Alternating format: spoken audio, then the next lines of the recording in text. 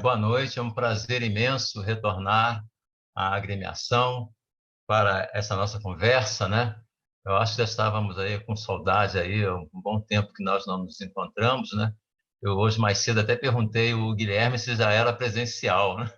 Eu já estava pronto para chegar fisicamente na agremiação.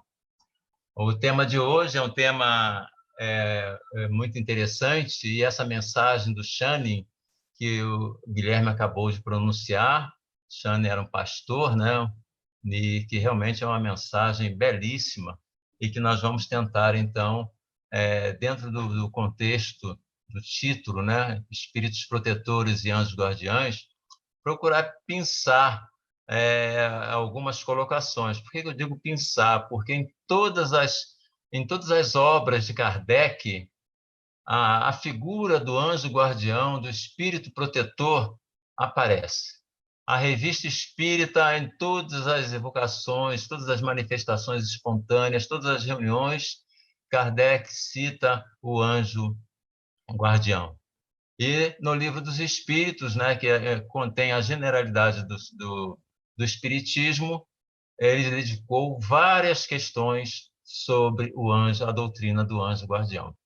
Então, nós vamos fazer aqui um breve contexto histórico, né, de onde surgiu, como surgiu a figura do anjo guardião, ou quem citou, né, ao longo da história, onde há alguns desses registros, bem breve, só para nós sabermos que não foi de agora, não é agora que existe essa figura, né?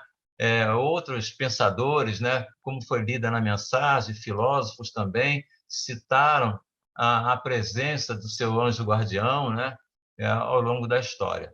Tá? Então, nós vamos fazer um breve conceituação histórica e depois nós vamos entrar no Livro dos Espíritos, ver algumas questões, né, e algumas ações também registradas por Kardec dos anjos de guarda junto aos seus protegidos. Então, o primeiro que eu gostaria de falar é que uma obra clássica da literatura, né, que chama-se Apologia de Sócrates. Esta obra, Sócrates se defende, né, no seu julgamento, né, onde ele foi condenado à morte, né, por vários motivos, né, desde motivos de crença em Deus, né, e também por fazer, assim, hoje em dia seria essa expressão, né, por influenciar os jovens, né, nos seus conhecimentos, nas suas atitudes. Então, enfim, arranjaram um motivo qualquer para condená-lo, uma vez que ele tinha realmente uma forte influência. Então, essa obra, chamada Apologia de Sócrates, ela foi escrita por Platão, que foi um dos discípulos de Sócrates, entre outros, né? Há também uma outra apologia que foi escrita também por um outro discípulo, que é Xenofonte. Tá? E o que diz, então, Sócrates nessa defesa que nós podemos trazer em relação ao seu anjo da guarda? Em vários momentos da sua defesa, Sócrates faz alusão ao seu daimon. Ele usa exatamente essa expressão, seu daimon, né? Porque ele era acusado até de menosprezar os deuses, né, da antiga Grécia, né? Então ele fala muito do seu daimon, muito mesmo, né? E ele diz assim, uma coisa muito interessante. Eu estava relendo essa obra e ele diz que ele, desde jovem, desde criança, que ele ouvia a voz do seu daimon, ou seja, ele era um médium audiente, né?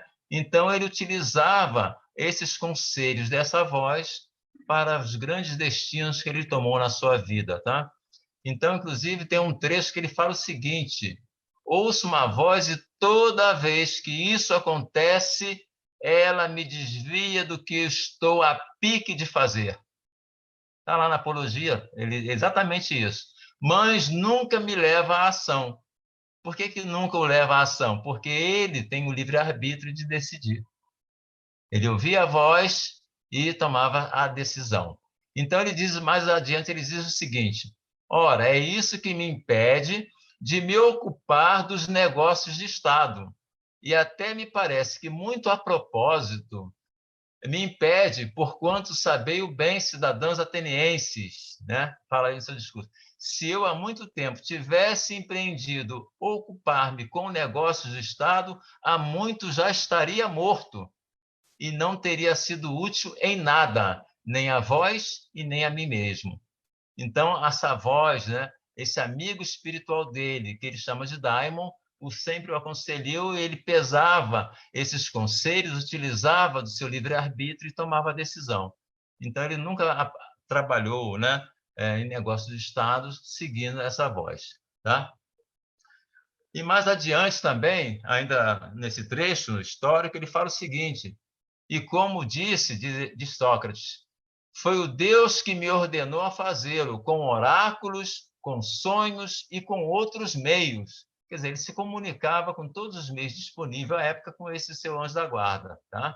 Pelas quais, algumas vezes, a divina vontade ordena a um homem que faça o que quer que seja, diz Sócrates, né? E encerrando a apologia, né? Para não prolongarmos, né? Ele diz o seguinte, exatamente no dia, no ano que ele morreu, no dia que ele foi condenado, né? Que ele estava aguardando a chegada lá da embarcação para prosseguir lá a cerimônia. Então ele diz o seguinte: o que hoje aconteceu, no que a mim concerne, não é devido ao acaso, mas é a prova de que para mim era melhor morrer agora e ser libertado das coisas deste mundo. Eis também a razão por que a divina voz não me dissuadiu. Porque o Sócrates era muito inteligente, culto, ele poderia, com seu discurso, dissuadir aqueles julgadores, tá? Mas a voz não o dissuadiu, é isso que ele está dizendo, né? Para ele deixar prosseguir o julgamento. Tá? Então ele fala: eis também a razão porque a divina voz não me dissuadiu, e porque, da minha parte, não estou zangado com aqueles cujos votos me condenaram, nem contra os meus acusadores. Mas já é hora de irmos, encerra Sócrates. Eu para a morte, e vós para viverdes. Mas quem vai para a melhor sorte, isso é segredo, exceto para Deus. Quer dizer, alguém encerra esse discurso falando isso e é acusado de ser contra os deuses, né? Tá? Então, o Sócrates, isso lá no ano 399 a.C., então já citava a figura importantíssima desse seu daimon, tá? Um outro, já mais pulando aí alguns séculos, né? Que aconteceu algo semelhante, é narrado num livro que alguns de vocês devem conhecer, O Espírito e o Tempo, do filósofo professor José Herculano Pires. Ele, nesse livro, esse livro é uma introdução antropológica ao espiritismo, tá? Ele foi publicado lá nos anos 60 por uma universidade lá em São Paulo. Estudos que ele fazia lá sobre esse assunto. Mas tem um trecho do livro, né, que ele narra o seguinte, que lá pelo dia 10, ele começa a falar de Descartes, né? Porque Descartes causou um grande impacto, né, né, na ciência moderna, principalmente. Então, ele começa a falar de Descartes, aí ele narra o seguinte, que na noite de 10 a 11 de novembro do ano de 1619, Descartes ele teve 3 sonhos. Ele era um jovem ainda, quase 20 anos, 19, 20 anos, né? Era soldado e estava acampado lá na Alemanha, numa cidadezinha na Alemanha, né?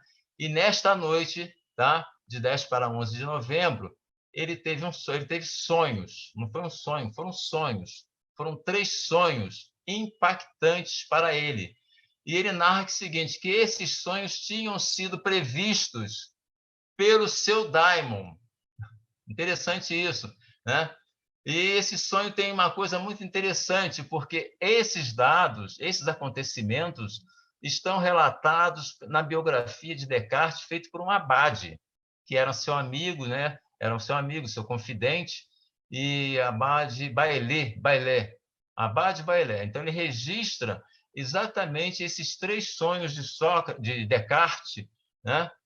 Só para localizar o Descartes no ano, aí, ele nasceu em 1590 e pouco e morreu com 70 e poucos anos, né? Morreu em 1650. Então, ele realmente varou aí um século. no século XVI para o século XVII. Tá? Mas esse fenômeno que aconteceu com ele jovem, que teve esses sonhos vai narrar o próprio Descartes, mais tarde, foram fundamentais, né, para o conhecimento humano, para a obra gigantesca que esse espírito já tinha previsto para ele, que ele teria que realizar. Mas era uma obra tão gigantesca, que ele narrou para o abade: olha, isso não é uma obra para um homem só, isso é uma obra para todos os tempos e que vários homens trabalharão nessa obra. E o que de fato aconteceu, e ele então publicou, né? 18 anos depois, porque ele tinha um problema sério, que ele era católico, né? Espiritualista, e essa obra iria derrubar os preceitos da escolástica que estava em vigor. Tá? Então, ele publicou essa obra, né? Que fala sobre o método, né, científico, e isso quebrou, né, todos os paradigmas da ciência até então. Né? O penso, logo existo foi assim uma coisa que veio romper realmente com a obscuridade, né, que para ele, Descartes, se impunha ao conhecimento humano. Tá? Então, esses três sonhos. Agora, uma curiosidade, né, que aí ele vai dizer, o Abade Bailly vai dizer que quem promovia, né, esta proteção de Descartes era o espírito da verdade, que era o anjo guardião dele. Isso está lá na biografia dele. Tá? Eu vou ver e ele fala, vou ver se eu localizo aqui um trecho rapidamente dessa obra que ele fala assim, onde ele fala. Deixa eu ver. Ah, não, já passei. Tá? Então, mas ele fala, o Bailey fala que era o espírito de verdade, que era esse espírito, ou daimon, protetor de Descartes, que ele também utilizava dessa expressão daimon. Tá? Então, o terceiro que eu gostaria de falar, um terceiro e último exemplo, esse é mais impactante ainda, porque está na Revista Espírita. Tá? Na Revista Espírita, para aqueles que gostam de anotar e fazer pesquisas depois, que eu não vou falar integralmente, né? Mas na Revista Espírita de setembro de 1858, há um artigo intitulado Platão, que foi o discípulo de Sócrates, né? Como já dissemos, né? E a doutrina da escolha das provas. Então, é muito interessante esse relato, né? Platão ele viveu entre os anos 428, né? E 348, se não me engano. Então o que aconteceu? Platão ele publica vários diálogos de Sócrates. Alguns efetivamente foram acontecimentos, registros de Sócrates, outros ele colocou na boca de Sócrates aqueles diálogos. Né? E provavelmente esse que está na Revista Espírita seja um desses diálogos que ele coloca na boca de Sócrates, né? Que efetivamente Sócrates não contou isso. Mas nesse diálogo, intitulado Fuso da Necessidade, tá? Fuso da necessidade. Então, há alguns pontos comuns na doutrina espírita. E também nós vamos ver que há uma relação com o anjo da guarda. Por quê? Porque é uma alegoria em que, então, Sócrates narra para um discípulo Glauco um acontecimento como as almas faziam para reencarnar. Então, diz que elas se reuniam em determinado local, né, sobre a égide de uma deusa chamada Laquesis, e ali, com os outros anjos, né, ao redor, essas almas queriam reencarnar, escolhiam infinitas provas que elas deveriam ter. Então, eram mostradas infinitas provas para uma determinada quantidade de almas destinadas à reencarnação. E essas almas, então, elas escolhiam as mais adequadas daquelas provas, né? Prova da beleza, prova social, da pobreza, da riqueza, enfim, era uma infinidade de provas. Provas sociais, né?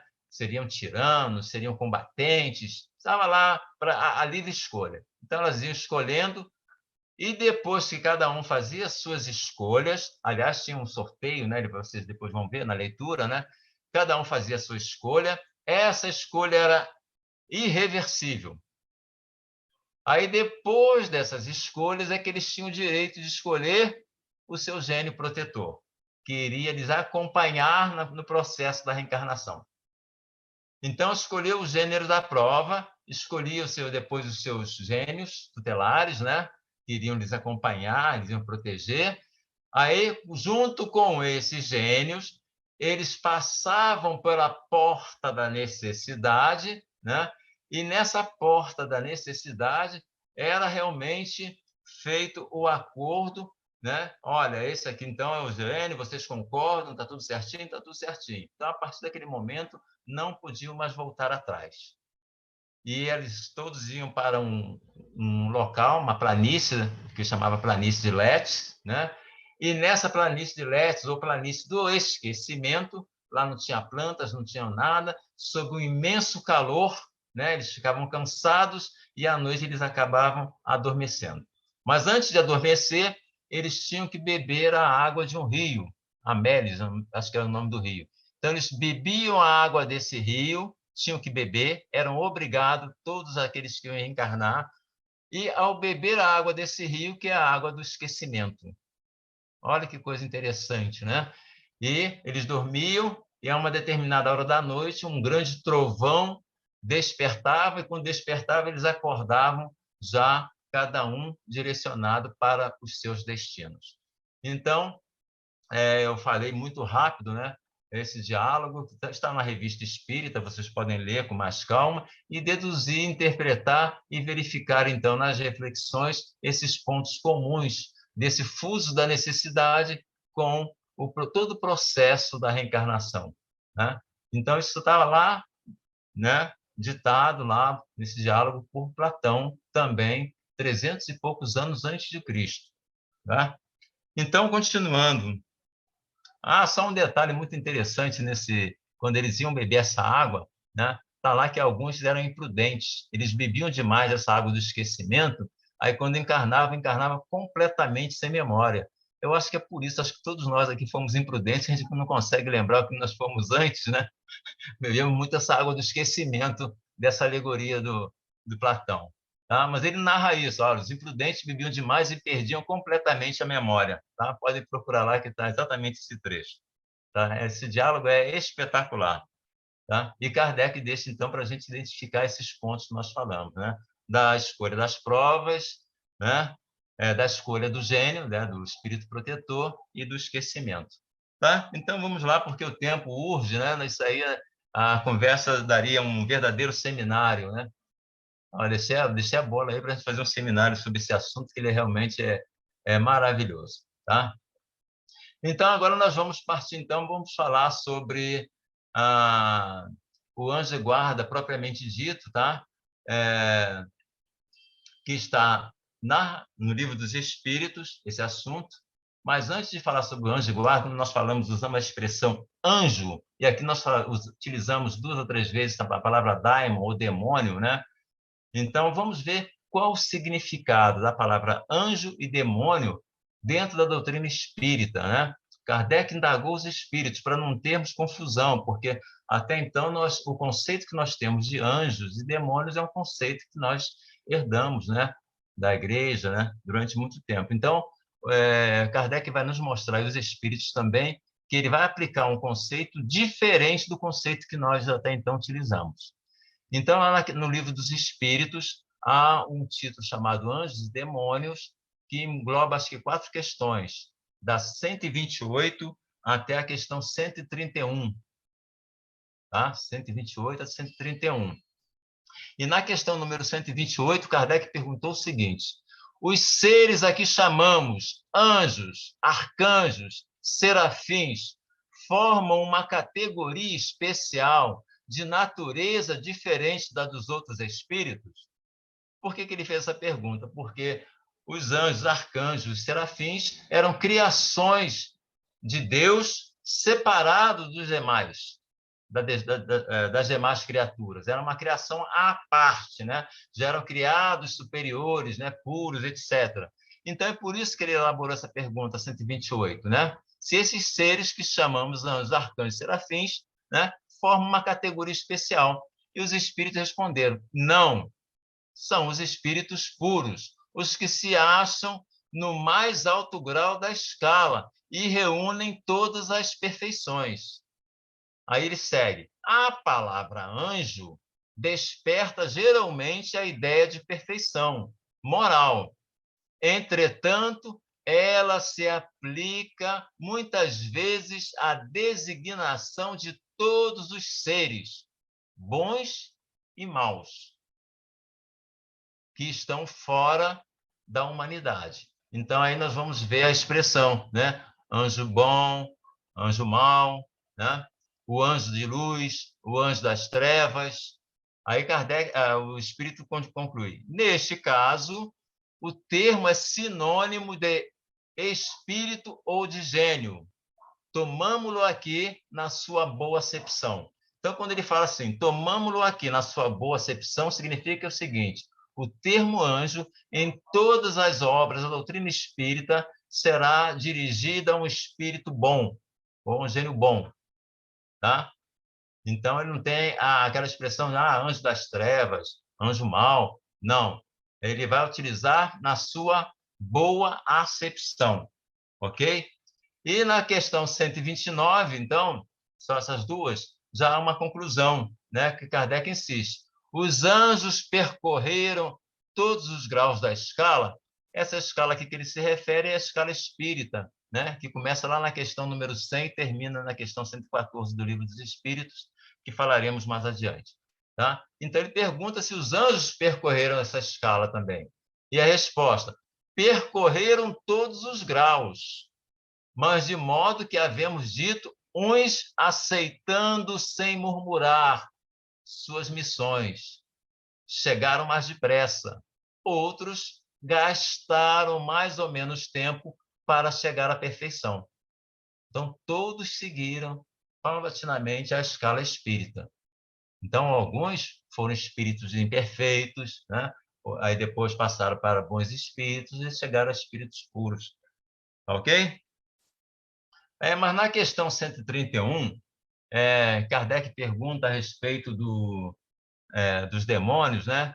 Eu só vou ler um comentário, uma pequena observação de Kardec, que é justamente para esclarecer ali quando Sócrates fala do seu daimon, quando Descartes fala do seu daimon, tem um trecho lá da questão 131, um comentário do Kardec, ele fala o seguinte: a palavra demônio não implica a ideia de espírito mau, senão na sua acepção moderna, porquanto o termo grego daimon, de onde ela derivou, significa gênio, inteligência, e se aplicava aos seres incorpóreos, bons ou maus, indistintamente. Ok? Então, já com esse conceito de anjos que vamos utilizar a partir de agora, nós já sabemos que anjos, né, os anjos guardiões, são bons espíritos, já pela definição anterior que nós vimos, tá bom?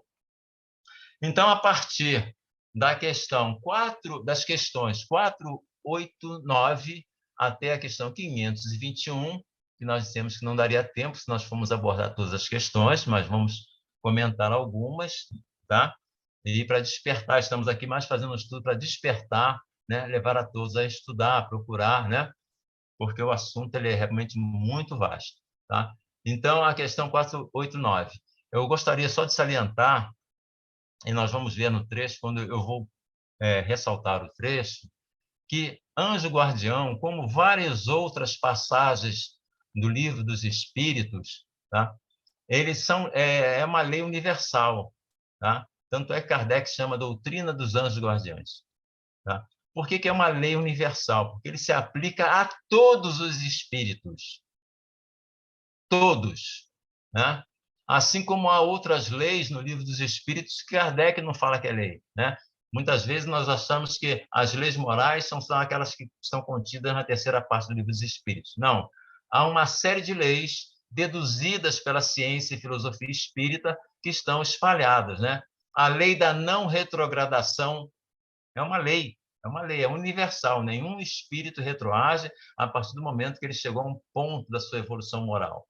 Ele não volta, ele não cai na escala espírita, tá? Então, a lei da não retrogradação, a lei do anjo da guarda, né? A lei da reencarnação, né? A lei da escolha das provas, Todos nós escolhemos as nossas provas. Isso também é uma lei. Não, as provas não são escolhidas, né? Tanto é esse exemplo que nós vimos do fuso da necessidade, ali onde as pessoas escolheram suas provas. Tá? Todos são responsáveis pelas suas escolhas, porque senão uma lei divina, uma lei da natureza, uma lei natural, que é a lei da liberdade, ela seria derrogada. E nem Deus derroga uma lei que ele promoveu, que ele fez. Né? Ele não nos perguntou, né, se essa lei é boa ou não. Ele fez as leis e nós estamos sujeitos a essas leis. Então, a lei da liberdade é uma lei divina, ok? Então, ela não é derrogada por ninguém. Então, há responsabilidade das escolhas à prova, por isso que nós escolhemos as nossas provas, o gênero das nossas provas. Tá? E isso também é uma lei. Então, tem várias outras. Então, a questão 489, que é a primeira, né, sobre os... Kardec perguntou, há espíritos que se liguem particularmente a um indivíduo para protegê-lo? Há o irmão espiritual, a resposta.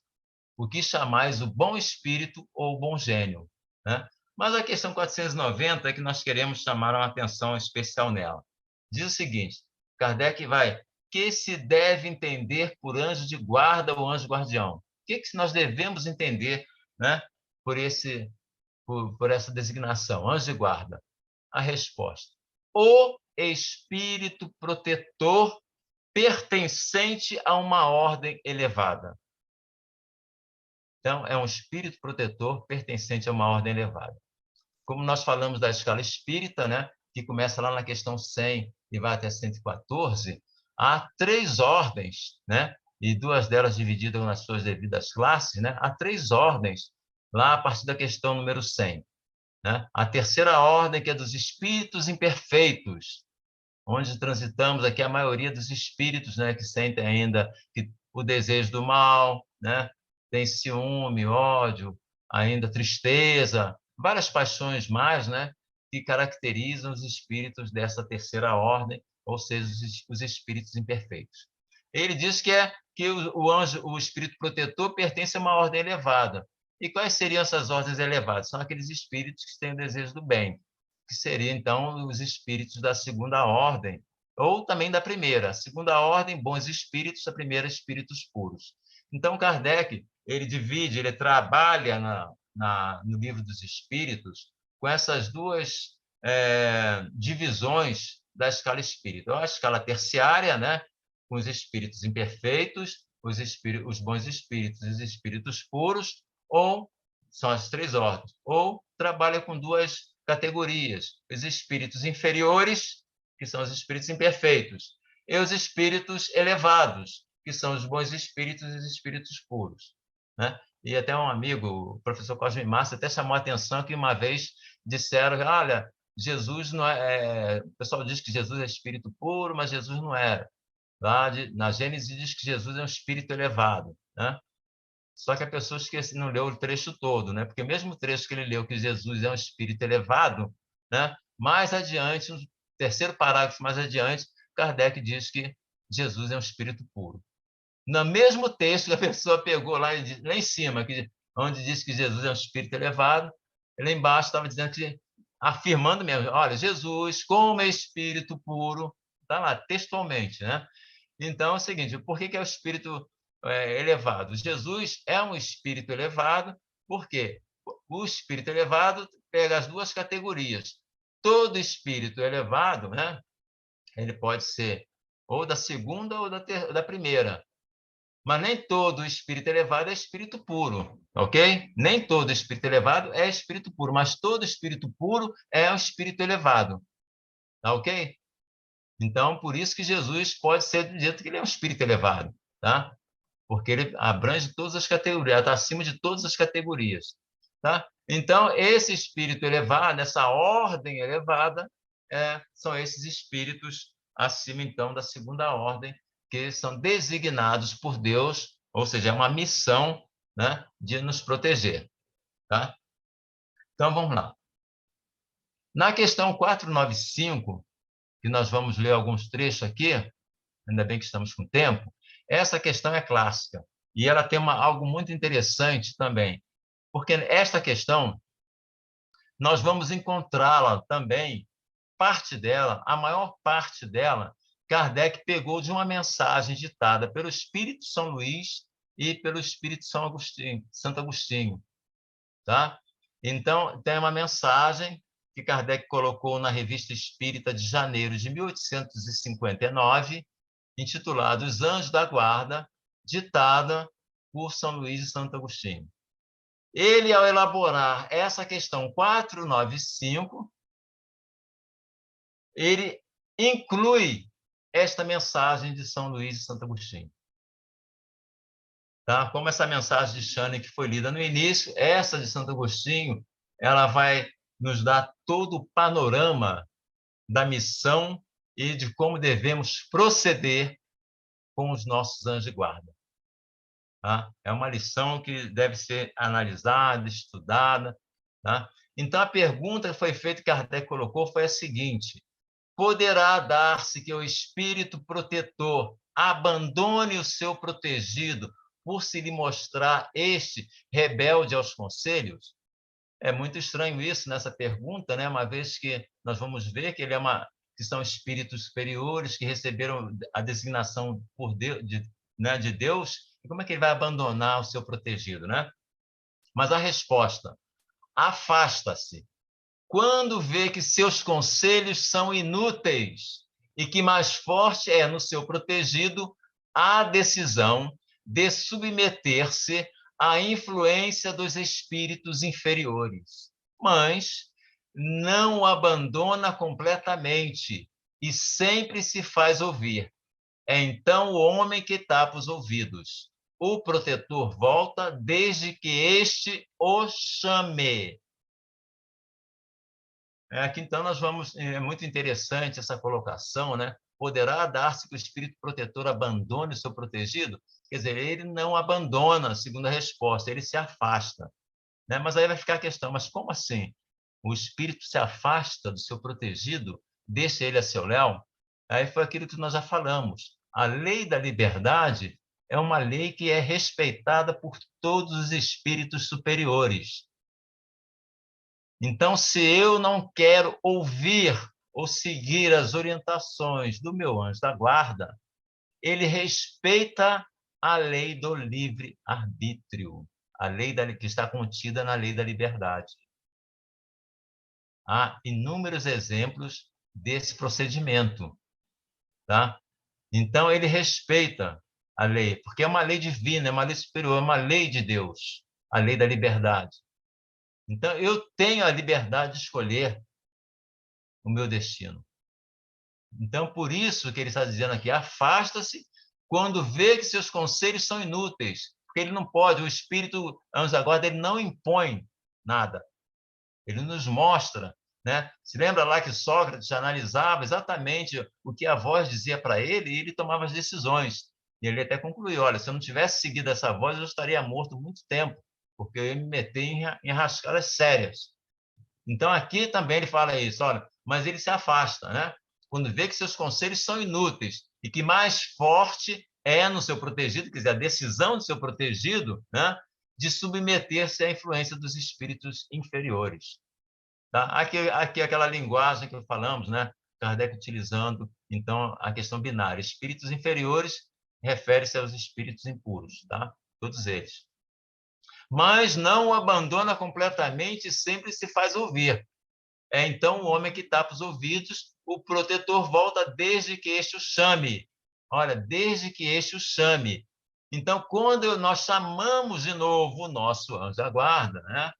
Se lembra lá no verbo, um dos verbos que tem na prece, né? Louvar, pedir e agradecer. Pedir.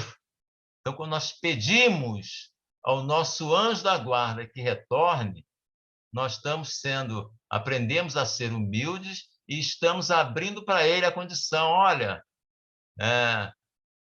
pode influenciar sobre o meu destino nesse ponto.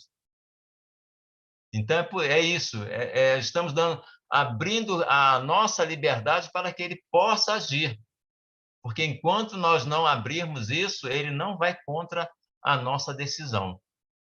a nossa escolha, tá? Então, ao pedir, ao chamar para junto de nós, os nossos anjos da guarda, estamos abrindo, né, a nossa consciência para que ele nos dê as orientações seguras e nós estamos realmente propensos a seguir as orientações dele. E aí, dessa maneira, ele não estará influenciando na nossa liberdade de escolha, porque fomos nós que pedimos a ajuda dele. Olha como é isso aí, gente, nós não podemos ser ingênuos, né? A importância, né, de estudarmos as leis morais, as leis divinas, e saber que todos os espíritos superiores seguem rigorosamente o cumprimento dessas leis. Ok? Aí ele conclui aqui: o protetor volta desde que este o chame. Até esse pedaço da questão, tá? Tá diferente, né? Está respondendo o que Kardec perguntou. A partir daí, desse trecho, o trecho seguinte, entra Kardec, insere a mensagem, então, chamada Anjo da Guarda, integralmente, tá? E vale a pena nós lermos alguns trechos dessa mensagem para que todos tenham então, uma compreensão geral, tá? E possam depois, com mais calma, ler, estudar essa mensagem, tá? Quem quiser também pode ir lá na Revista Espírita, que tem essa mensagem lá, como nós já demos a referência, de janeiro de 59, tá bom? Então, ele diz o seguinte, a partir de agora, ele diz o seguinte: há uma doutrina, olha só, gente, há uma doutrina, quer dizer, é uma lei, uma doutrina, né, que deveria converter os mais incrédulos por seu encanto e por sua doçura. Ó, isso aí é Santo Agostinho falando, tá? É a linguagem dele, essa linguagem belíssima, poética, que nos emociona, né? Há uma doutrina que deveria converter os mais incrédulos por seu encanto e por sua doçura, a dos anjos da guarda. Pensar que tendes sempre, olha o sempre, gente, pensar que tendes sempre, não é eventualmente, né? Não é uma vez ou outra, é sempre. Pensar que tendes sempre junto a vós seres que vos são superiores, que aí estão sempre para vos aconselhar, para vos sustentar, para vos ajudar a escalar a áspera montanha do bem. Olha, para escalar a áspera montanha do bem.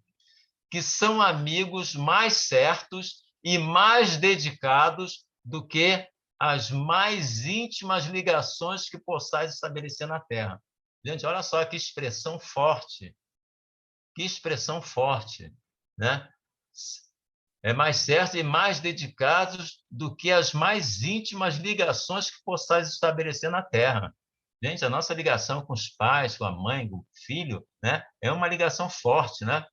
Imagina o que Santo Agostinho está dizendo, que essa ligação com o anjo da guarda é muito mais forte, né? É muito mais forte. Inclusive, só abrindo um parênteses, por que realmente é mais forte? Porque nós vamos ver que esses anjos da guarda, eles às vezes já nos acompanham, tá? Há várias encarnações anteriores. Eles vão dizer isso. E às vezes nós entramos numa família exatamente naquela encarnação, ou temos ligação com os nossos pais numa encarnação anterior. Agora, esses amigos que eles chamam de irmãos já vêm com 3, 4, 5, 6 encarnações anteriores. Então, realmente, o vínculo, né, a simpatia, né, a afinidade é muito mais arraigada, muito mais forte. É por isso que ele usa essa expressão aqui, né? Que são amigos mais certos e mais dedicados do que as mais íntimas ligações que possais estabelecer na Terra. Não é uma ideia consoladora? Segue a mensagem. Esses seres aí estão por ordem de Deus. Então, os anjos da guarda estão por ordem, a missão exclusiva deles, tá? Proteger o indivíduo, os indivíduos, nos proteger, tá? Foi ele que os pôs ao vosso lado, ele, Deus, né? Aí se acham por amor a ele e realizam bela e penosa missão. Sim, onde quer que estejais, estarão convosco, nos calabouços, nas prisões, nos hospitais, nos lugares de devassidão, A solidão nada vos separa desses amigos que não vedes, mas cujos suaves impulsos vossa alma sente, como lhes escuta os sábios conselhos. Olha que beleza. Nós não vemos, mas sentimos. Mas para sentir, é claro, né? Nós falamos aí da prece, de pedir, né? De agradecer, de louvar, mas temos que fazer o silêncio nas nossas almas, na nossa consciência, para ouvir esses conselhos. E segue então Santo Agostinho, tá? Se conhecesses melhor esta verdade, quantas vezes ele vos ajudaria nos momentos de crise? Quantas vezes ele vos ajudaria nos momentos de crise? Quantas vezes ela vos salvaria das mãos dos maus espíritos? Olha, nós mesmos temos a condição, né, de nos desvencilharmos das ideias ruins provocadas pelos maus espíritos. Mas para isso é necessário que mantenhamos sempre aberto este canal, né, com os nossos anjos de guarda. É isso que ele está nos falando assim. Quantas vezes ela vos salvaria das mãos dos maus espíritos? Mas, aos olhos de todos, esse anjo do bem muitas vezes vos poderá dizer: eu não te disse, e tu não o fizeste. Não te mostrei o abismo, e nele te precipitaste. Não te fiz ouvir na consciência a voz da verdade, no entanto, seguiste os conselhos da mentira. Interrogai os vossos anjos da guarda, diz São Luís e Santo Agostinho simultaneamente. Interrogai o vosso anjo da guarda. Estabelecei com eles essa terna intimidade que reina entre os melhores amigos. Olha que coisa bela. Essa terna intimidade que reina entre os melhores amigos. É muito forte, às vezes nos emociona esse texto. Nada penseis ocultar-lhes, pois eles têm o olhar de Deus. E não podeis enganá-los. Pensai no futuro e procurai avançar nesta vida. Vossas provas serão assim mais curtas e vossas existências mais felizes. Então, quando nós vimos aquela apologia de Sócrates e vemos esse trecho, vemos realmente que Sócrates era um espírito, não é à toa que ele também é um dos colaboradores, né, da própria doutrina espírita, né? Ele foi um dos precursores da doutrina espírita e aqui está uma das provas, né, que ele ouvia o anjo da guarda dele à época, né, e seguiu realmente as diretrizes estabelecidas e ele realmente foi sucesso. Não teve nem medo de morrer, uma vez que a sua vida, né, de perseguição ele não tinha. E perdoou, inclusive, os seus acusadores e seus carrascos, né? Então, seguindo, né? Vossas provas serão assim mais curtas e vossas existências mais felizes. Homens, coragem, lançai para longe, de uma vez por todas, os preconceitos e os pensamentos ocultos. Entrai na nova via que se abre à vossa frente. Marchai, marchai, pois tendes guias a quem deveis seguir. A meta não vos pode frustrar, porque essa meta é o próprio Deus. Essa mensagem, gente, é uma coisa assim, sem palavras. E encerrando a mensagem, tá? Nós temos ainda 12 minutos, né? Encerrando a mensagem, ele diz o seguinte: aos que pensassem ser impossível a espíritos realmente elevados a ter-se a uma tarefa tão laboriosa e, de todos os instantes, diremos que influenciamos vossas almas, mesmo estando a milhões de léguas de distância de vós. Para nós, nada é o espaço, e mesmo vivendo num outro mundo, nossos espíritos conservam suas ligações com o vosso. Desfrutamos de qualidades que não podeis compreender, mas ficai certos de que Deus não nos impôs Ficai certos de que Deus não nos impôs uma tarefa acima de nossas forças e de que não vos abandonou na terra sem amigos e sem apoio. Cada, cada anjo de guarda tem o seu protegido. Então, um anjo de guarda não protege várias pessoas. Cada anjo de guarda. Imagina, gente, quantos bilhões habitam a Terra. Imagina que cada ser, hoje encarnado, tem o seu anjo de guarda, que é um espírito elevado, um espírito superior. Tá? Então, olha o texto. Cada anjo da guarda tem o seu protegido, sobre o qual vela como um pai sobre o filho, e feliz quando vê seguir o bom caminho, e sofre quando seus conselhos são desprezados. Não temais fatigar-nos com as vossas perguntas. Olha, o anjo guarda, ele se abrindo, né? Falando, não temais fatigar-nos, cansar-nos com as vossas perguntas. Ao contrário, ficais sempre em contato conosco, pois assim sereis mais fortes e mais felizes. São estas comunicações de cada um com seu espírito familiar que fazem todos os homens médiums. Médiums hoje ignorados, mas que se manifestarão mais tarde e que se espalharão como um oceano sem limites para afugentar a incredulidade e a ignorância.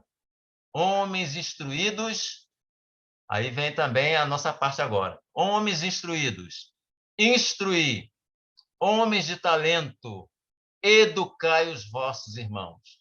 Não sabeis que obra assim realizais.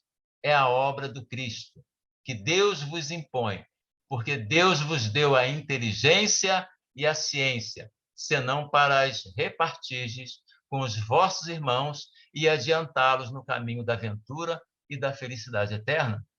Então, nós também, no nosso nível que estamos, né, mesmo como espíritos imperfeitos, mas já chegamos a um estágio de conhecimento, de ciência, de inteligência, que devemos aplicar também para amparar, proteger, né, aconselhar aqueles que ainda estão à retaguarda, né, ainda mergulhados na ignorância. Então, esse aí é um elo de solidariedade, né, tendo sempre os espíritos elevados, superiores, cuja missão Deus lhes designou como orientadores para todos nós. Então, aí ele encerra, então, a assinatura dessa mensagem, São Luís e Santo Agostinho. Tá? Então, essa mensagem 495, né? Aí depois tem uma observação de Kardec falando sobre ah, esse contexto, né? Todo. Eu queria pegar a questão 514, só para esclarecer, porque nós falamos no texto de espíritos familiares e espíritos simpáticos, né? Então, lá na questão 514, Kardec nos traz a definição de todos esses espíritos, tá? A pergunta é: os espíritos familiares são os mesmos a quem chamamos espíritos simpáticos ou espíritos protetores? Então, nós vamos ver aqui agora. Ele fala o seguinte: olha, o espírito protetor, anjo da guarda ou bom gênio é o que tem por missão, né, acompanhar o homem na vida e ajudá-lo a progredir. É sempre de natureza superior com relação ao protegido. Os espíritos familiares, olha já, tem uma diferença grande, tá? Não parece, mas tem. Os espíritos familiares se ligam a certas pessoas por laços mais ou menos duráveis, com o fim de lhes serem úteis, dentro dos limites do poder quase sempre muito restrito de que dispõe. São bons, porém, muitas vezes, pouco adiantados e mesmo um tanto levianos. Então, os espíritos levianos podem ser nossos pais, nossos irmãos, filhos, amigos, né, que conviveram conosco. Tá? Esses são espíritos familiares. Familiares não é de família, mas é de que conviveram conosco, né? Tivemos na escola, no trabalho, e tiveram guardam uma certa simpatia conosco, tá? Mas eles têm as suas restrições, né? Não necessariamente são espíritos elevados, podem ser espíritos imperfeitos também, tá? Por isso que ele fala, né? Muitas vezes pouco adiantados e mesmo um tanto levianos, né? Nós vamos ver que espíritos levianos estão enquadrados lá na classe dos espíritos impuros. Imperfeitos, desculpa. Aí tem os espíritos simpáticos. Essa palavra, simpáticos, né? Ó, os espíritos simpáticos são os que sentem atraídos para o nosso lado por afeições particulares e ainda por uma certa semelhança de gostos e sentimentos, tanto para o bem como para o mal. De ordinária, a duração de suas relações se acham subordinadas às circunstâncias. Então, são simpáticos, né? Nós gostamos de um tipo de música, então há espíritos simpáticos que estão junto conosco porque gostam daquele tipo de música, aquele tipo de show, aquele tipo de literatura, aquele tipo de arte, aquele tipo de trabalho, enfim. Esses são simpáticos, né? São simpáticos aos nossos gostos e sentimentos. Tá? Então, é essa expressão, espíritos simpáticos, estarão conosco, né? De acordo com esses nossos gostos, tá? E tem o mau gênio, finalmente, que é um espírito imperfeito ou perverso que se liga ao homem para desviá-lo do bem. Obra, porém, por impulso próprio e não desempenha missão. Ou seja, não há espírito designado, né, para fazer o mal, como missão, tá? Então, eles obram por vontade própria. Aí tem uma conclusão. A tenacidade da sua ação está em relação direta com a maior facilidade, com a maior ou facilidade de acesso que encontre por parte do homem, que goza sempre da liberdade de escutar-lhe a voz ou de lhe cerrar os ouvidos. Olha a lei da liberdade, gente, sempre em ação nas nossas decisões de seguir o bem ou o mal. Nós vamos ver isso em várias passagens, tá? Então, agora, gente, o nosso tempo já está acabando. Eu queria falar sobre algumas ações, né? Alguns exemplos que estão nas revistas espíritas, né? Sobre a ação dos anjos de guarda, mas não daria tempo, tá? Realmente não daria tempo, porque o assunto é longo, mas nós temos vários exemplos. Eu posso passar para vocês, por exemplo, há um texto maravilhoso que é Recordação de uma Vida Anterior, que está na Revista Espírita de julho de 1860, tá? Em que um anjo de guarda responde pelo seu protegido, uma vez que ele é um oficial de marinha que está viajando e Kardec e ele relata esse oficial de marinha que recordava ter sido assassinado na noite de São Bartolomeu, etc. Então havia uma vontade de evocar esse espírito, né? Esse ser, mas ele não podia, então quem responde por ele é o anjo da guarda dele. Então realmente as respostas são sensacionais, mas não daria tempo da gente falar sobre ele, né? E também tem outro caso, que até nós estudamos aí na agremiação, né, que é o caso daquele espírito do castelo de Castelnaudari, né? Tem tanto no Céu e Inferno quanto na Revista Espírita, né? No Céu e Inferno está lá naquela parte de exemplos, criminosos arrependidos, né? E também espírito de Castelnaudari. E na Revista Espírita está sob um outro título. Eu sugiro ler na Revista Espírita porque lá tem as 10 evocações que aconteceram e é muito interessante que um espírito de uma família, né, de um casal que assistiu à primeira manifestação desse espírito altamente violenta, né, recebe a orientação de evocar o espírito na sua casa, né? Então, nós fizemos um estudo, então foram 10 evocações, o espírito logo na primeira ficou, né, sentiu a compaixão daquele casal, etc, etc, e foi sendo assim educado, né? Deixou de ser violento. Então, realmente um caso sensacional, esse caso do espírito de Castelnaudari, que está tanto na Revista Espírita quanto no Céu e Inferno. Tá? Teria um outro caso também, como exemplo. Aliás, uma pergunta que eu gostaria que você para perguntar agora rapidinho, nesse minuto que falta. Quem seria o anjo de guarda de Allan Kardec? Hein? Nós sabemos que Allan Kardec, nós observamos que ele era um espírito superior, tá? Ele era um espírito superior, uma vez que só um espírito superior poderia contestar vários espíritos superiores nas mensagens, né? Discutir, analisar, né? Fazer aquele método, né? Aquele trabalho gigantesco que ele fez. Tá? Então, muitas vezes as pessoas dizem, foi fulano, Beltrano. Só tem um trecho, num discurso, que Allan Kardec diz quem é o espírito, quem é o anjo de guarda dele. Tá? Então, para encerrar aqui, já que nós não tivemos tempo de coisa, nós vamos citar. Está lá na revista de novembro de 1861, tá? Banquete que foi oferecido a Allan Kardec pelos espíritas lá da cidade de Bordeaux, tá? Em determinado, aí tem vários discursos de várias pessoas, e Kardec, quando vai fazer o seu agradecimento, né? Ele faz o agradecimento e em determinado trecho do discurso ele fala o seguinte: sim, senhores, o fato não só é característico, mas providencial. Eis, acerca deste assunto, o que ainda ontem, antes da sessão, dizia meu guia espiritual, o Espírito de Verdade. Então, eu gostaria de agradecer, estamos na hora, temos que ser disciplinados, né? Mas o assunto temos ainda fontes vastíssimas, né? Para conversar, bater papo, né? Mas agradecemos aqui esse envolvimento dos nossos queridos espíritos protetores, né? Que estão conosco, e nesse momento, mais do que nunca, né? Que estamos congregados numa casa espírita, falando sobre eles, né? E que a voz deles possa calar profundamente em cada uma das nossas consciências e que possamos, nesse momento que passamos na Terra, esse mundo de expiações e provas, né, continuar seguindo nas nossas lutas, nas nossas escolhas, né, ouvindo sempre que possível, sempre, impossível não, sempre, porque é possível sempre, então sempre a voz oculta desses nossos queridos irmãos espirituais. Então, agradecida a oportunidade e que Jesus, que é o nosso guia e modelo, né? Guia, vai à frente, modelo para ser seguido, continue a nos amparar hoje e sempre. Que assim seja.